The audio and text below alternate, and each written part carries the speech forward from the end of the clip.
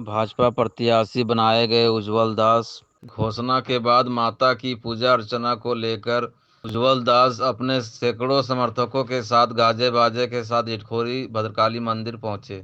शनिवार देर शाम भाजपा द्वारा सिमरिया विधानसभा से उज्जवल दास के प्रत्याशी बनाए जाने की घोषणा के बाद समर्थकों में एक अलग उत्साह और उमंग देखने को मिला। रविवार की सुबह उज्जवल दास ने तीन धर्मों का संगम मां भद्रकाली मंदिर में अपने पूरे परिवार समेत भाजपा के हजारों कार्यकर्ता जनों के साथ पूजा अर्चना कर अपने चुनाव प्रचार की शुरुआत की। पूजा के बाद इटखोरी चौक से प्रारंभ हुआ स्वागत व अभिनंदन, जो पूरे शहर में चर्चा का विषय बना हुआ है।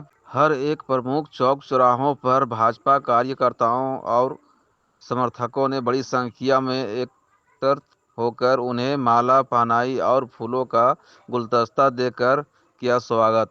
मैं भारतीय जनता पार्टी का मैं आभार व्यक्त करना चाहता हूं अपने प्रदेश के नेता आदरणीय बाबूलाल मरांडी जी का, हमारे प्रधानमंत्री माननीय नरेंद्र मोदी जी का, माननीय राष्ट्रीय अध्यक्ष जेपी नड्डा जी का, अमित शाह जी का, और हमारे सांसद आदरणीय कालीचरण सिंह जी का, जिन्होंने एक छोटे से कार्यकर्ता पर विश्वास जताया और एक मुकाम दिया ताकि मैं सिमरिया विधानसभा क्षेत्र का सतत विकास कर सकूं।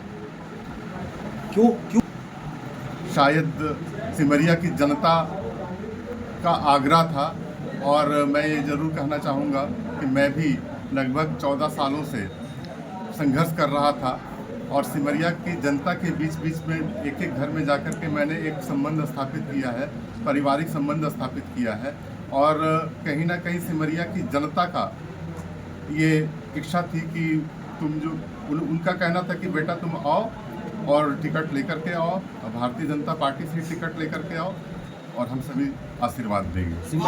आपको आज कैसा महसूस हो रहा है? पुराने कार्यकर्ता जो पिछले 10 सालों से 15 सालों से घर से नहीं निकले थे, लेकिन आपको जब टिकट मिला है तो वो उपेंद्र नाथ दास को याद करते हुए फूल माला लेके तैयार है, और उनका कहना है कि लगभग 2007 के बाद हम उनको श्रद्धांजलि देने के तौर पर आज हमको ये खुशी मिला है।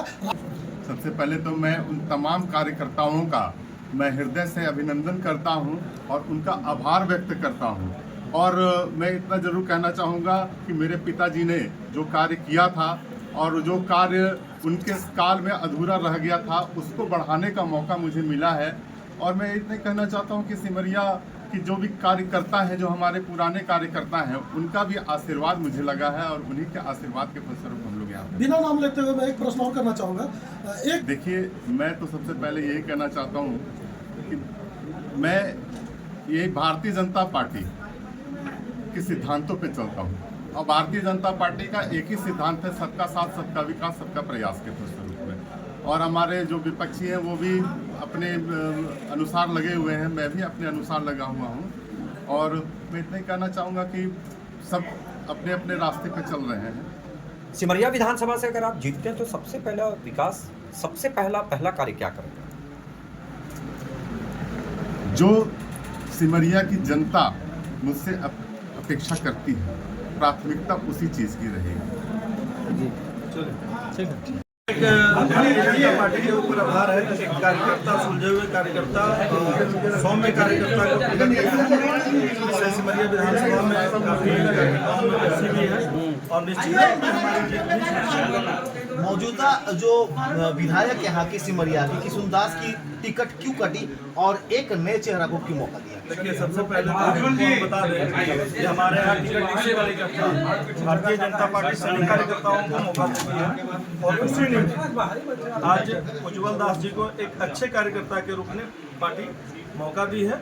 और हमारे यहाँ कोई ऐसा कंट्रोवर्सी नहीं है, हमारे विधायक जी भी इस चुनाव में लगेंगे, क्योंकि सबको एक मौका मिलता है, और हम सभी कार्यकर्ता हैं, हम सभी की लालसा होती है कि हमें पार्टी मौका दे। तो उसी तरह उज्जवल जी भी काफ़ी मेहनती और सौम्य, चूँकि हमने पहले भी कहा है, तो प्रत्याशी के रूप में है, तो उनको पार्टी ने मौका दिया।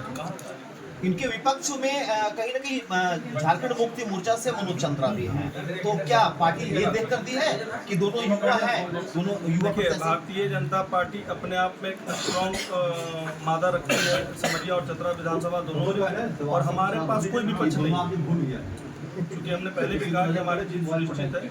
हम विपक्ष के साथ नहीं, हम विकास के लिए सिमरिया चुनाव जीतेंगे और उज्जवल जी का नाम भी उज्जवल है और उज्जवल भविष्य भी है। और हम सिमरिया और चतरा के साथ साथ झारखंड को भी जीतने की तैयारी में हैं। सिमरिया में जिन्हें टिकट नहीं मिला, क्या उसका दंश उज्जवल को झेलना पड़ेगा क्या? नहीं, हमने पहले भी कहा, हमारे विधायक जी भी इस चुनाव में लड़ेंगे। जो भी देखिए, जब चुनाव आता है तो हर एक आदमी का एक विचार होता है कि हमें भी पार्टी मौका दे, और चूंकि मौका तो एक ही आदमी को मिल रहा है, तो हमारे कार्यकर्ताओं में इतना संयम होता है, इतना धैर्य होता है कि फिर वो एक दूसरे के साथ लग जाते हैं। तो हमारे सभी कार्यकर्ता ठीक है।